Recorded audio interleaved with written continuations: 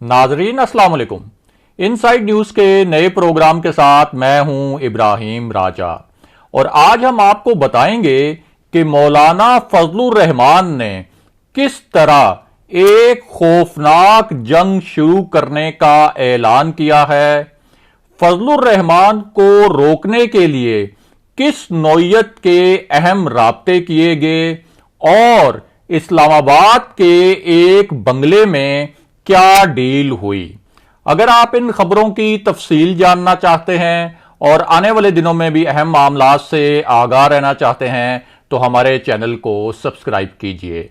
और अब बात करते हैं आज के मौजू पर, यानी मौलाना फजलुर रहमान ने किस तरह एक खौफनाक जंग शुरू करने का खुला ऐलान किया है, उन्हें रोकने के लिए किसने किसको कॉल की और इस्लामाबाद के एक बंगले में क्या डील हुई।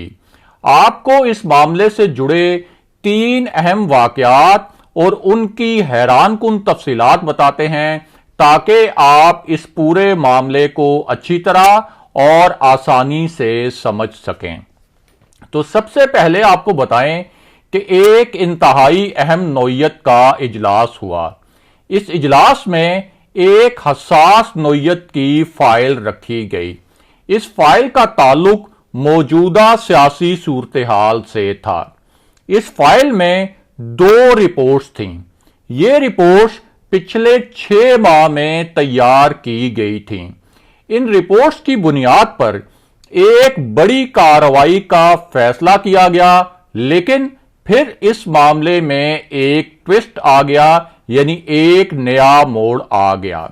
यह फाइल किस नौयत की थी, इसकी बुनियाद पर किस किस्म की कार्रवाई का फैसला किया गया और फिर इस मामले में क्या नया मोड़ आया, उसकी पूरी तफसीलात भी आपको बताएंगे। लेकिन पहले आपको इसी मामले से जुड़े चंद नए हकायक और ताजा इंकशाफात से आगाह करते हैं ताकि आप इस पूरे मामले का जो एक खास किस्म का कॉन्टेक्स्ट है, यानी जो सियाको सबाक है, उस सियाको सबाक को भी अच्छी तरह समझ सकें।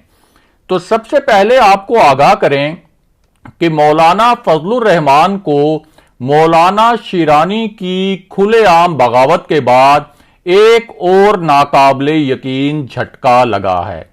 यह झटका JUI खैबर पख्तूनख्वा के साबिक अमीर मौलाना गुल नसीब की जानिब से लगाया गया है। मौलाना गुल नसीब ने पिशावर में एक खुले इज्तिमा से खिताब करते हुए मौलाना फजलुर रहमान पर संगीन इल्जामात आयद किए। उनका कहना था कि मौलाना फजलुर रहमान पैसों की बुनियाद पर पार्टी टिकट देते हैं। तलहा महमूद और अजीमुल्लाह जैसे अफराद को सिर्फ उनकी दौलत की बुनियाद पर टिकटों से नवाजा गया। उनका कहना था कि JUI के नजरियाती और मजहबी कारकुन JUI से मायूस होकर पार्टी छोड़ रहे हैं। पार्टी के आइन पर अमल नहीं किया जा रहा और इस वक्त JUI में इस्लाहात की सख्त जरूरत है। इसके अलावा JUI के साबिक रुकने कौमी असेंबली मौलाना शुजाउल मुल्क ने भी मौलाना फजलुर रहमान पर ताबड़तोड़ हमले करते हुए कहा कि पार्टी का हर रुकन जानता है कि JUI की तंजीम साजी में खयानत हुई है। मौलाना फजलुर रहमान और PDM कौम के लिए नहीं बल्कि नैब से बचने के लिए सड़कों पर निकले हैं। दूसरी जानिब JUI के मरकजी रहनुमा हाफिज हुसैन अहमद ने तो मौलाना फजलुर रहमान के खिलाफ खुले आम और सरे आम बगावत का ऐलान कर दिया है। उनका कहना है कि वो पार्टी में रहते हुए मौलाना फजलुर रहमान को चार्जशीट करेंगे। इन बयानात का मतलब यह है कि मौलाना फजलुर रहमान को JUI से ही बेदखल करने की मंसूबा बंदी हो चुकी है। मौलाना फजलुर रहमान इस सूरत-ए-हाल में सख्त परेशान भी हैं और उन्होंने पार्टी के अंदर इख्तलाफात पैदा करवाने का इल्जाम इस्टेब्लिशमेंट पर लगाया है। लेकिन हकीकत यह भी है कि जेयूआई में धड़ेबंदी पिछले कई साल से वाज़े तौर पर नजर आ रही थी। अब वापस आते हैं इस मामले पर कि मौलाना फजलुर रहमान ने क्या खौफनाक नौयत की धमकी दी है, और फिर उस अहम इजलास की तफसील भी आपको बताएंगे जिसका जिक्र हमने आपसे पहले किया था। तो आपको आगाह करें कि जेयूआई के अंदर बगावत के बाद मौलाना फजलुर रहमान ने मियां नवाज शरीफ से राब्ता किया और उनसे इस हवाले से बड़ी मानीखेज बातचीत की। मौलाना का मौक़िफ़ था कि पीडीएम को लॉन्ग मार्च और इस्तीफों में बिल्कुल भी ताखीर नहीं करनी चाहिए। उनका कहना था कि अगर लॉन्ग मार्च और इस्तीफों में ताखीर की गई तो मुस्लिम लीग नून, पीपल्स पार्टी और पीडीएम की दीगर जमातों में भी बगावत करवाने की कोशिश की जाएगी।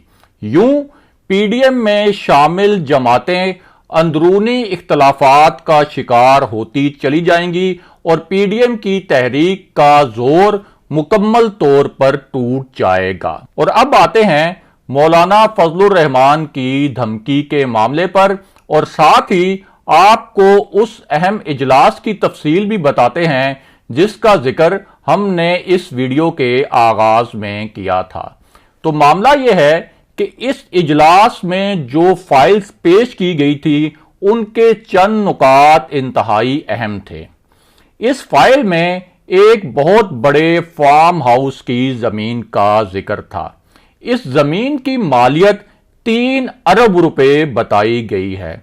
ये जमीन इस्लामाबाद के इलाके चक शहजाद में है और ये जो इलाका है ये फार्म हाउसेस के लिए मशहूर है।